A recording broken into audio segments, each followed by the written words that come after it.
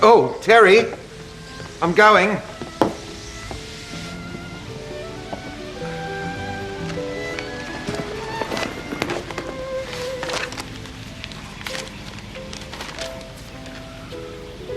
Oh, God. What idiot made all these appointments? Terry! I've got to go. I heard you. You look dreadful. Well, I only had 5 minutes sleep last night. You tossed and turned all night. Well, pop into the shower and then go down and open up. Oh, why can't you open up? I've got an appointment with the accountant. Oh, and tell Reuben that there'll be no more time off now until after the show's over. Tell him yourself. Terry, you took him on. You keep him up to the mark. Morning, Poppy.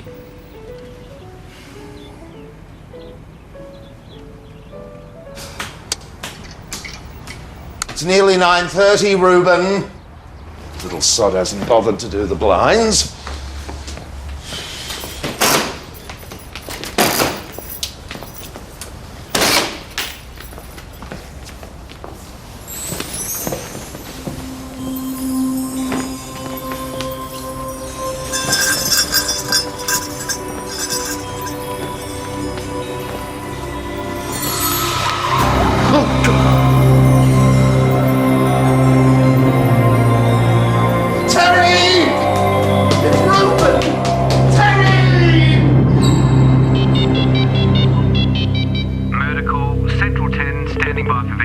Go ahead, Central 10. We have a deceased at this location. It appears suspicious. Could we have Central Detectives contact the crime scene at 10? Central 10, copy that.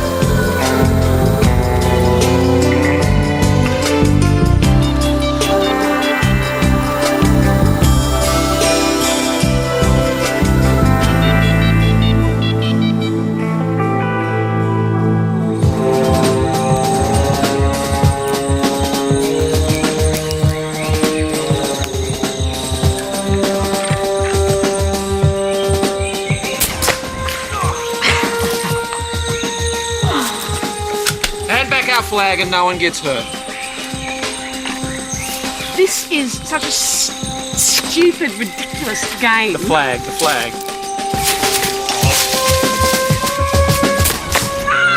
Ah! Ow! That'll teach you. Cute. Hayden! Vance! Yeah! Your office call. They've got a murder for you. Right.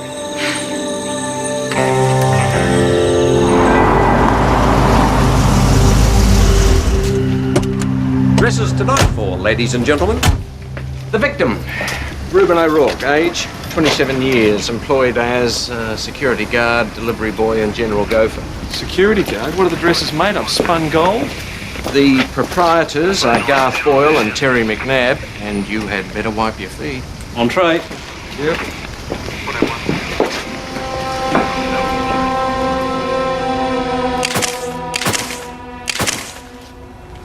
Sorry, my dear, you cannot possibly do that. No, sir, can you please get Explain to the outside? girl, no one photographs Queen Don't Lizzie until touch she's the ready to body, meet her public. Sir. Excuse me, sir, this is a crime scene. It's actually my crime scene outside. I won't say it again. Thank you, Sergeant. Mr. McNabb is the designer, and Mr. Boyle runs the business side. Yang to my yin. And this is Detectives Vance and Hayden. They will be taking a statement from you in due course. Any predictions? Well, apart from a small bump on the back of the head, there's nothing that I can see. Mind you, this amazing dress doesn't help. Well, it looks as though full rigor's set in. How long has he been dead? I haven't taken a temperature yet. Ah, wild guess then. I don't make wild guesses, Stephen. You'll know as soon as I do. Easy. Gentlemen, Mr. O'Rourke was working here last night, was he? He was guarding the premises. Do you always maintain a 24-hour security, sir? Oh, not all the time, no. only in the lead up to the big day. Which big day is that, sir? Oh, the frock of the year. You make dresses for Frock of the Year? You don't read the papers, do you? The sparklies are not real, darling, please. Oh, please, Mr. McNabb, don't touch anything. I'm sorry, he's in All shock. my trade secrets exposed. Why don't we go and talk somewhere quietly?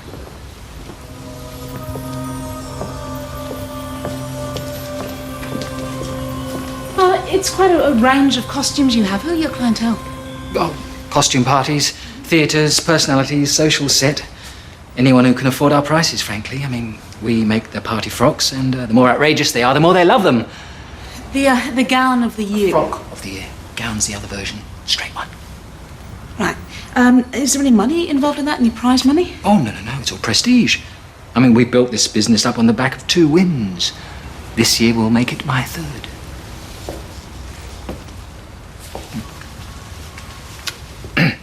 Lick it. Sorry? Got some yellow gunk on your neck. Thank you. When did you last see Reuben O'Rourke alive? Oh, last night. About 8 o'clock. Bud was downstairs working on Queen Lizzie's train. She wouldn't behave. Gave it up, came up for a drink. Reuben got back from his dinner break. I left him down there reading a magazine. I didn't know he'd been knocking back the vodka. Who killed him? I don't know. He was just a boy. A bad boy, certainly. I can't imagine anyone who'd want to kill him. He'll never cope with the 3rd degree. Terry's an artist. It's all right, sir. We don't use telephone books. Now I'll need a list of everyone who had access to these premises, all right? Hang on. You're not taking the dress. Yes, I'm afraid we have to, sir. It's evidence. Well, what about the Frock of the Year? We'll have to withdraw. My God! Mr. Boyle, a man is dead, sir. May I have that list now? Now?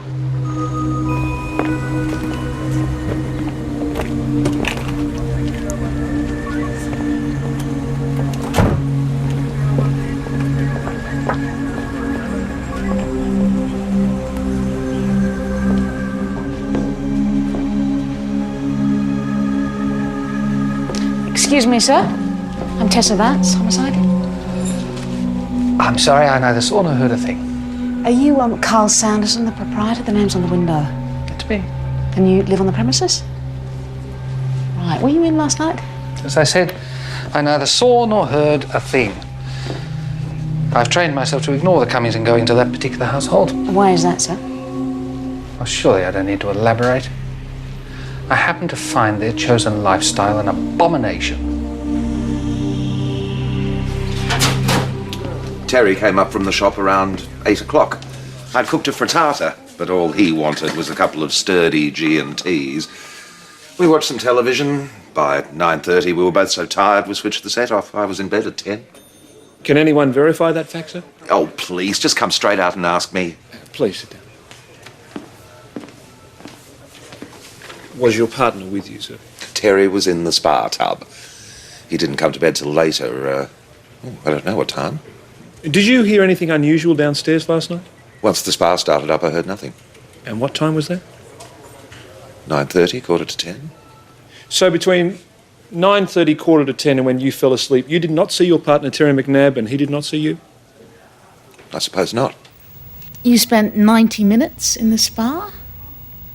Well, I had a migraine. Bubbles help. Did Garth look in on you at all? I didn't notice if he did. And you didn't hear anything from downstairs? Tell me, Terry, did Reuben ever have friends drop in? Oh, no. Strictly forbidden. Couldn't have visitors. I mean, Frock of the Year cause is a top secret. Was he in a relationship? He was a free spirit. If you think this is some sort of bizarre poofter murder, you're mistaken. What sort of murder is it, sir? It's about the bloody Frock of the Year. You don't know how serious it is. Deadly? There are some people who'd kill to see my designs.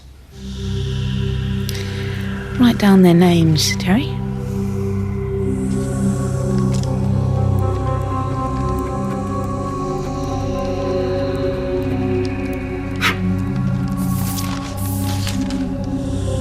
bet fiddler? This is highly inconvenient. 1, 2, 3, and lift. Thank you. All right, boys, get the gurney away. Perfect. Suppose we might as well X-ray him while we're at it. You're annoyed, Imogen. I can't just throw my schedule out the window for you, Lance. Your cheeks are pink. It suits you. Just shut up, Lance. God, you're attractive when you're angry, Imogen. Look.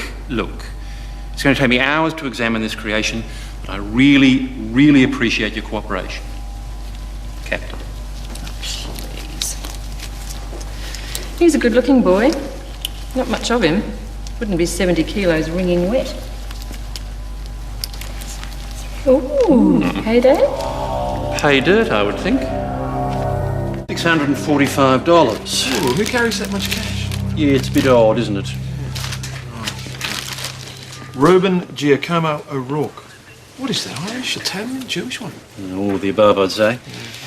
And there's this scrap of paper with the name Eddie, phone number.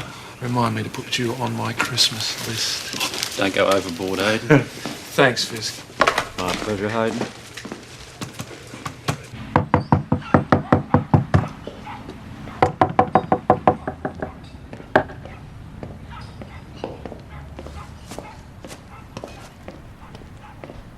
Excuse me, I'm looking for Bet Fiddler.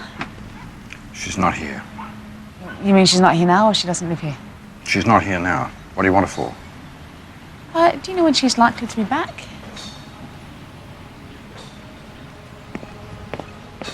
Thanks for your help.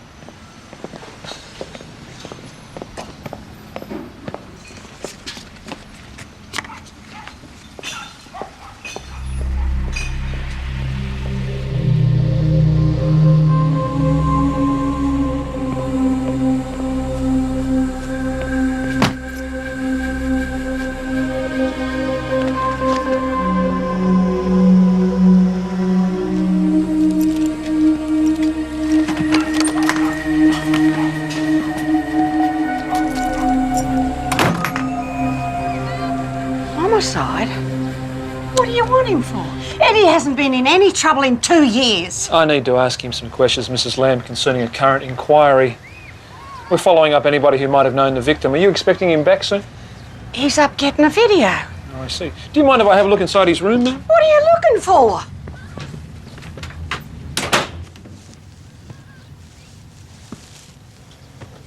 Nothing special, same as any kid's room.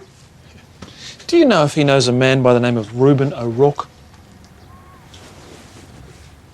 No. No? Does he have an address book? No, he doesn't. Right.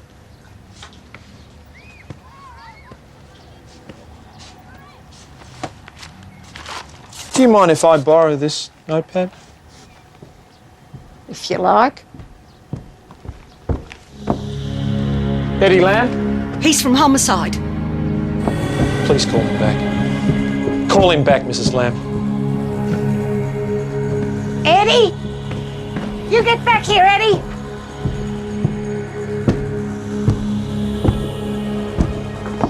You've done nothing, remember? You hurt him, you answer to me, understand? What are you running from, Eddie?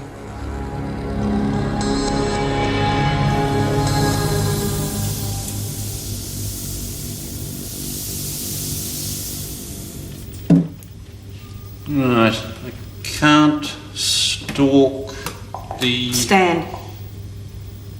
Oh, yes, stand. Very good. All right. Very smart. What about this one here? I love you, Sergeant. Very good. Anything useful on Eddie Lamb's writing pad? Yes, well, letter to the victim. When can I have it? When I've finished. And what's this? Not poison by any chance? No, that is as it appears. Vodka. Straight up. Reuben O'Rourke was found dead this morning. He was murdered. Do you still say you don't know him?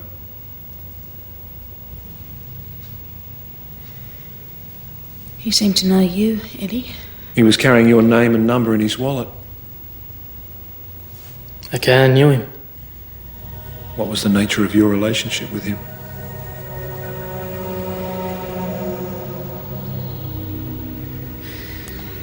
It's vital that we piece together what Mr. O'Rourke was doing in the hours leading up to his death. He was a customer where I worked, that's how I knew him. And were you involved with him at all? Was there any romantic involvement?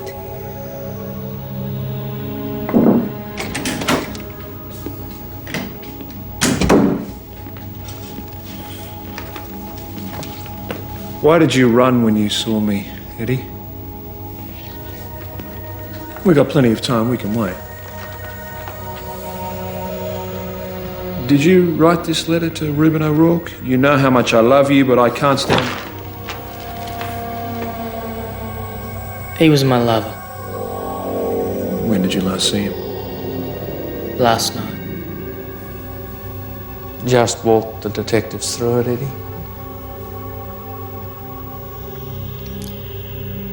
We went into town for tea. We had spaghetti.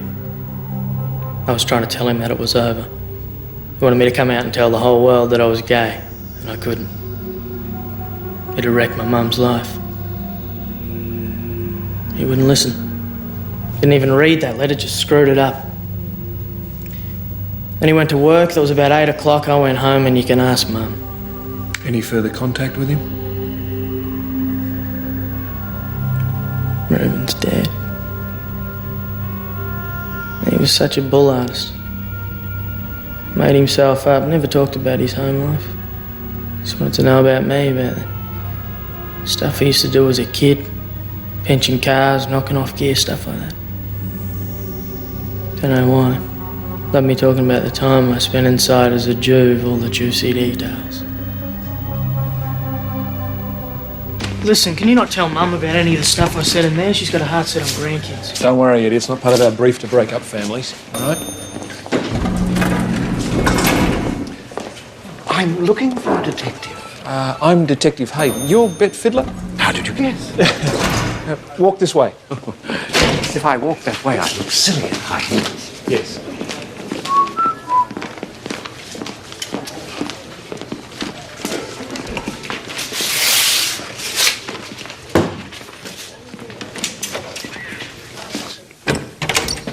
We're investigating the death of Reuben O'Rourke. He was the security guard at Dresses to Die For. Did you know him at all? Do you know the shop? I do. Do you know the proprietors? Smug and Smugger? Oh, yes. Did you visit the shop yesterday at all? I wouldn't be seen dead there. Oh, sorry, that was tasteless. Are you familiar with the Frock of the Year contest? Familiar? Oh, my dear. It's the albatross around my neck. Terry McNabb has stolen the title from me twice, no less. But I expect you know that. How badly did you want to win it? Desperately. It would transform my life. Oh, you're not suggesting? Perhaps someone would have liked to have sneaked a look at Terry's design. I can assure you that I have no interest or desire to spy on the feeble efforts of that jumped-up little seamstress. Where were you at 8 o'clock last night? At home, in bed, with a hot toddy. Anyone vouch for you? I don't suppose a chihuahua would count. Hmm?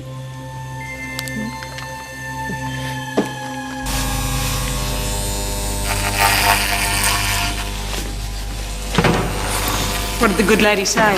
Claims she was home in bed with a hot toddy. Question is, do you believe a man in a dress? Why shouldn't we? Any progress? Well, the time of death was between 9 and 11 p.m. As for cause, there's no stab wounds, no bullet holes. However, I do have my suspicions about this lump. My father's Aunt Maxine was a cross-dresser. Wasn't gay or anything, just occasionally had the urge to put on trousers and a blazer and call herself Uncle Max. Was it running the family, Fisk?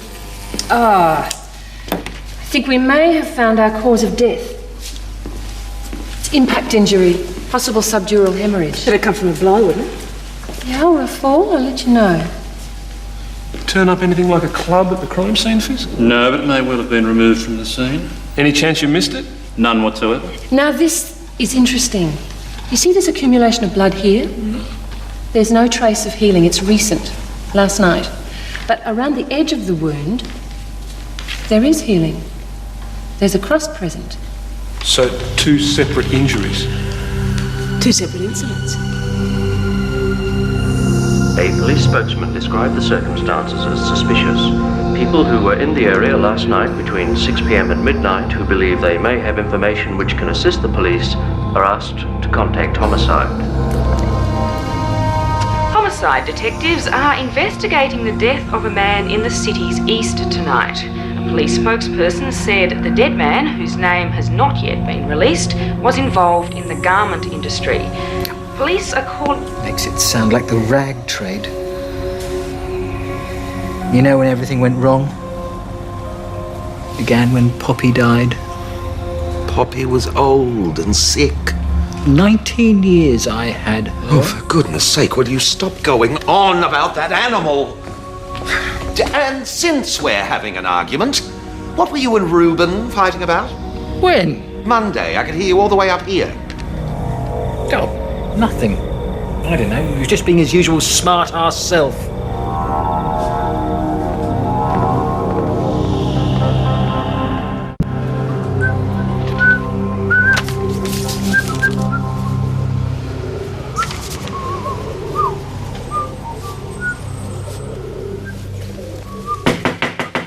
Yep. Hey, are you sure these are ours? What? The report from the neighbourhood canvass. This resident's talking about a jewellery theft. So is this one? So is this one? The local patrol's dealing with the break-and-enter epidemic. They're trying to kill 2 birds with 1 canvas, so to speak. Now, what have you got on the murder? Has the department amended the dress code? No. Hey, listen to this. The night of the murder, a neighbour saw a bus parked in the laneway at the rear of Dresses to Die For. Does that sound like a regular bus route to you? What time was this? About 9:30. I met a bus driver yesterday.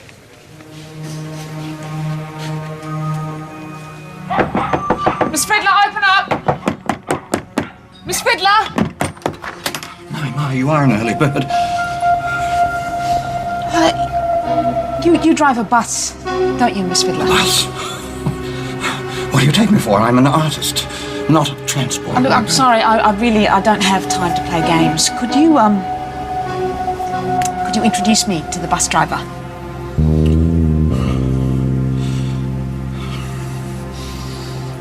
All right. Here, take badge.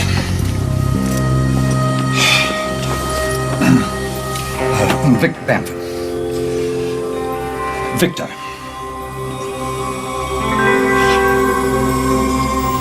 I was on my way back to the depot about 9:15, and suddenly I got a crazy idea in my head. And before I knew it, I was parking the bus in the lane behind the shop.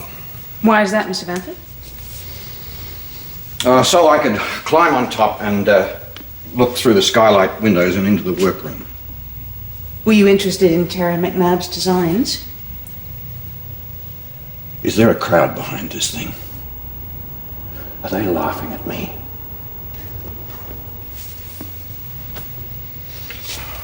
Look, Bet didn't want to copy Terry's designs. She just wanted to know whether she had a snowball's chance in hell of winning. And what did you see, Victor? Well, it was gloomy. There weren't many lights on. I couldn't even see the famous frock. Could have been a creature from the Black Lagoon, for all I knew. Did you see Reuben O'Rourke? Yeah, a young boy with dark hair. Yeah, I got a glimpse of him. Was he alone? He was talking to somebody else, but I didn't get a look at him. Did you recognise the voice at all? No. Did you manage to hear anything that they were saying? Oh, snatches. The boy, Reuben, was saying it was over. It's over. It's all over. And then he laughed. And you're absolutely sure you didn't recognise the voice at all? Well, there was something vaguely familiar about it. But it could have been a voice like I'd heard on TV. You know, that happens, doesn't it? Look, I'm telling you the truth. I suppose everybody says that, don't they?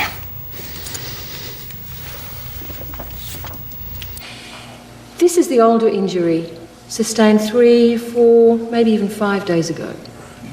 And this is Thursday night's injury, which finished him off. So what do you think happened? Well, he could have hit his head on a wall or a door jamb or something, you know. It could have been an accident. I don't think I believe in accidents, Tootsie. Thanks. I didn't kill him, all right? Maybe you didn't mean to. Maybe you went to the shop to finish the relationship once and for all. Maybe he didn't listen to you. So you lost your cool. You grab him, you throw him up against the wall, and he hits his head. How's that? It wasn't like that. No? Well, maybe Reuben wanted to get rid of you, and you went there to beg him to take you back, huh? Look, mate, I'm telling you, I didn't do it, all right? All right, I'll give you something that might be useful. That'd be good. Reuben told me he had a fight with his boss. Which boss, Terry or Garth? I don't know, mate. One of them tried to come onto him. He had to clip him. When was this? Monday, Tuesday, something like that. Are you sure about this? Yes.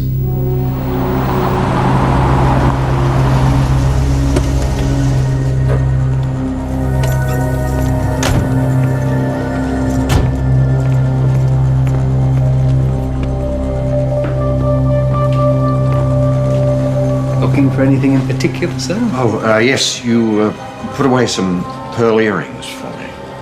Ah, yes, that'll be in the name of Bamford. For the wife, sir? Something like that, yeah. Reuben told me he'd had a fight with his boss. I asked Mr. Lamb when this occurred, and he replied, Monday, Tuesday, something like that. Can either of you confirm this? Sounds like Reuben's typically fevered imagination. So you're denying it? This is a murder investigation, Terry. You can't lie. Oh, well, thank you for your vote of confidence. Reuben was attempting to seduce me, and that is gospel. Oh, God. Sorry, it wasn't my fault. We're waiting, Mr. McNabb. Well, I was down here as usual, up to my elbows. Reuben was chattering away about something. He has a way of insinuating things. Anyhow, suddenly he's there beside me, whispering in my ear about how much he admires my work. Next moment, we're in a steamy embrace. I stopped it before it went any further, and I'm not proud of it. What on earth does he see in you? I was an idiot. I'm sorry. What more can I say? Terry, can I have a word with you upstairs? Mr. Boyle, may I see your checkbook, sir? Both private and business? What on earth for? There are some figures I'd like to check. And some dates. He'll never forgive me. He never forgets a thing. I mean, it's not easy living with a saint. Look at this place. It's like a showroom. Practically have to go to confession if I leave a hair in the plug hole. Terry, how did you extricate yourself from Reuben's embrace? I pushed him away. Did he strike you? He wouldn't have dared. When you pushed him, did he hit his head on anything? He slipped over. He might have caught his head on the edge of a bench, I suppose. I was so angry with him. I was angry with myself. What are you getting at? Was that the first time that you and Reuben... Yes. Was he blackmailing you? No. The night that Reuben died, did you go down and see him maybe when you told us that you were in the spa? Perhaps? No. I did not kill him. Do you understand? Or do you want me to write it down for you?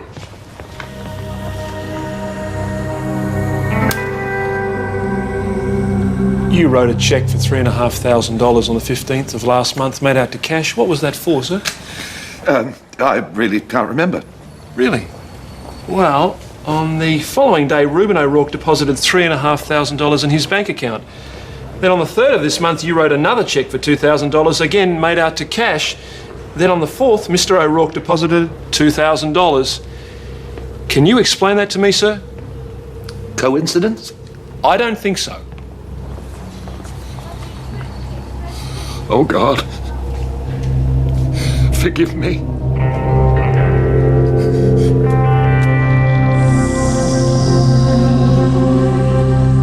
What I'm about to tell you must never leave this room. I'm sorry, sir, but it doesn't work quite like that. No, Terry must never find out. Promise me. Why were you paying Reuben O'Rourke? To keep his nasty, blackmailing mouth shut. About what?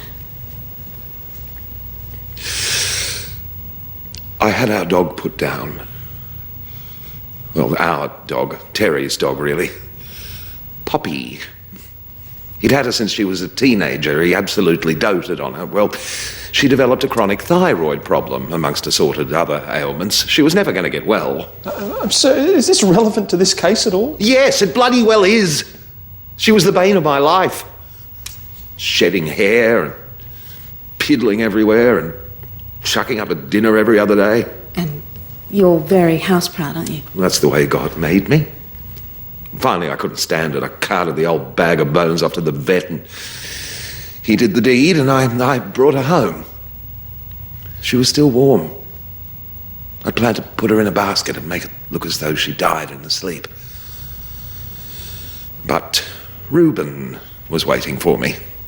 He said she'd looked fine to him, as if he'd know. He said he felt duty-bound to tell Terry. I couldn't bear Terry knowing the truth. Of course, one payoff's never enough for a blackmailer, is it? A couple of weeks later, he was back for more. So you killed him to shut him up permanently? No. No, I didn't kill him. I almost wish I had. But I didn't. He had motive, an opportunity. I had to put a dog down once. He had a growth the size of a rock on each side of him. More than we need to know, Steve. Right. That Garth's money only covers 2 of the large deposits in Reuben's account. I'd like to know where the others Sir, came from. Excuse me. Someone here to see you. Okay. Make yourself comfortable, Ms. Fiddler. Thank you, Inspector. These heels are the very devil. How can you help us? Am I still a suspect? I'd suspect my own mother. Inspector, I know the identity of the man you're seeking. Madam, I'm all ears. We have a witness who recognised your voice and can place you in the workroom at 9:30. Reuben O'Rourke was telling you it was all over. What witness? Why were you arguing with him, Mr. Sanderson? Because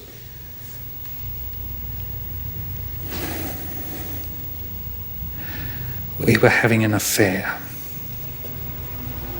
You were having a relationship with Reuben O'Rourke? You gave me the impression you don't tolerate homosexuals. You think I like the way I am? I used to see him next door. He'd always smile at me. As if he knew what I desired even if I didn't. And then one day he came into the shop, struck up a conversation. Of course, as soon as he'd finished amusing himself, he discarded me. That's why I went there that night, to beg him to reconsider. But he told me he'd already found someone else. Someone far more attractive. I realized what an old fool I'd been. So I walked out and left him. Left him how? Dead? Alive and giving cheek when I walked out.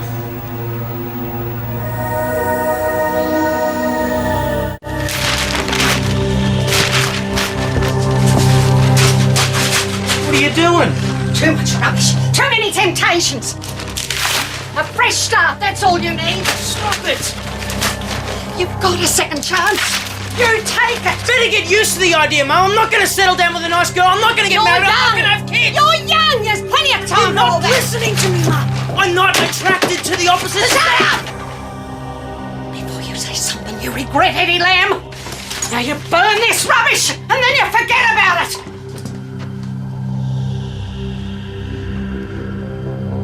He's dead, love. That's an end to it.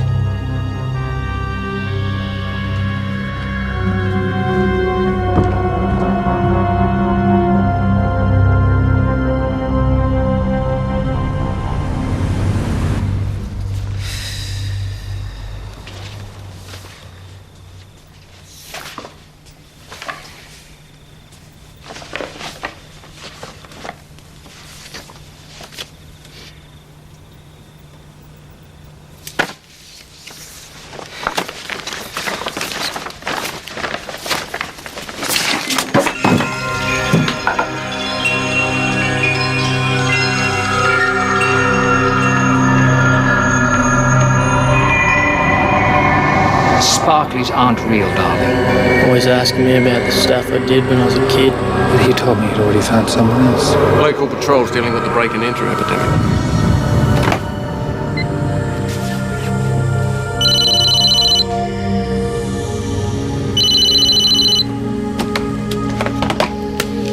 Hello? Steve, it had nothing to do with the dress. What time is it? We need to check out the break and enter epidemic. Tessa, it's 2:30 in the morning.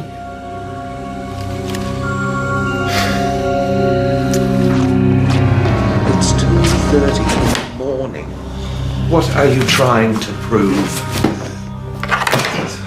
How many times have I got to say it? I'm sorry. I don't believe a word you say. I thought it was for the best. Just as well we didn't have a child.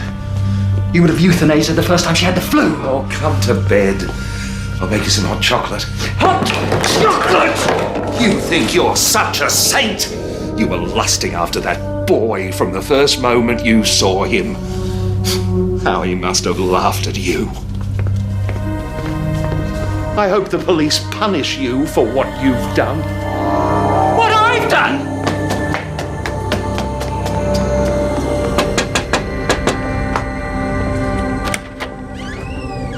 Mrs. Lamb, Tessa Vance, homicide. We need to speak to your son. He's not at home. His delivery van's out here, Mrs. Lamb. If I say he's not at home, he's not at home, so goodbye. Mrs. Lamb, please don't be obstructive. We need to speak to your son. Look, he wasn't involved in any murder. How many times do we have to tell him? It's all right, Mum.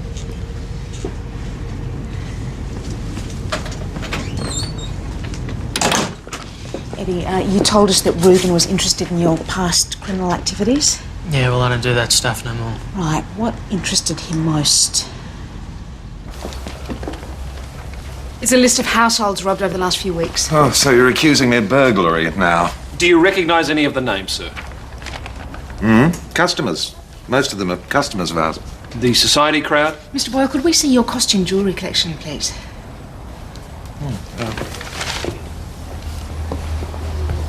Oh, you didn't tell me we had visitors, Mr. Dog Killer.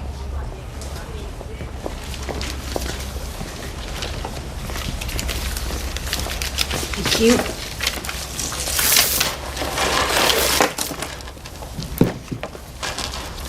What on earth? Is that ours? No, it's genuine. Could you go through, identify anything else that isn't yours? Tell them we got ourselves a warrant.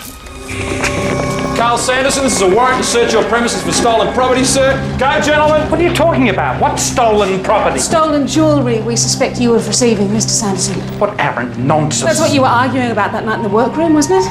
Reuben was working for you as a jewel thief. He had access to the rich customers from the shop next door. Fantasy. When he was talking about finding someone else, it wasn't another lover he was talking about, it was another fence. You said that he was being cheeky that night. He probably taunted you, you pushed him. The thing is, Mr. Sanderson, he hit the back of his head as he fell. And you killed him? A fairy story. You can't prove any of it. How do we open this cabinet? You can't. It's Han Dynasty. A trick cabinet, and anyway, it's empty. Yeah, hang on. I know these. There's a thing here.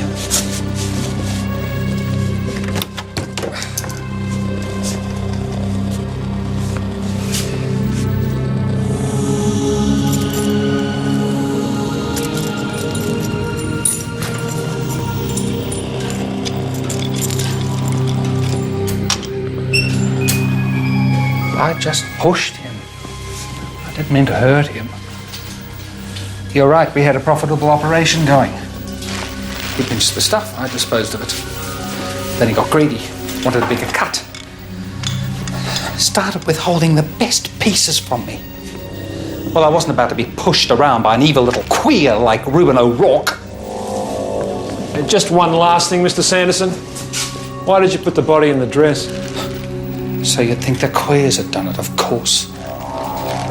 Look, I want to make one thing absolutely clear, and I want it on the record. I am not homosexual.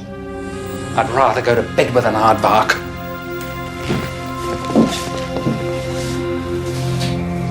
So all the time we thought it was a motive of passion. Turned out to be the oldest motive in the book. Money. Reuben had entree to the wealthy houses. Carl found the buyers. Damn it. Blasted.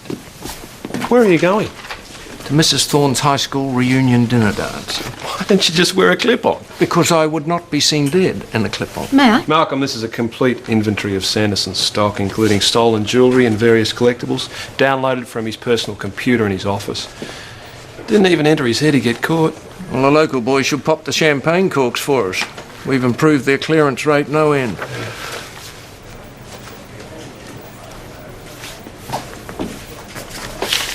How did you manage that?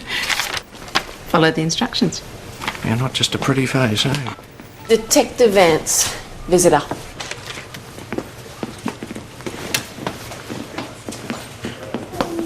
Oh, Beth. Oh, yeah, look at you. Oh, wow. You look superb. Wow. Well, let's hope the judges agree. If I win tonight, some of the credit must go to you. Why? What did we do? Well, you confiscated Terry McNabb's tacky Virgin Queen cosy. He had to withdraw. Wish me luck. Yeah, well, perhaps I should get somebody to show you out. Well, won't you oblige your girl, Inspector? If you don't touch the tie, I guess I could. Please, allow us. Thank you. Thank you. This is the foyer, as you know. Over here we have the elevator. Prime layout is on the 8th floor. Perhaps we should ring Mrs. Thorne and tell her he has been unavoidably detained. Thought that was Mrs. Thorne.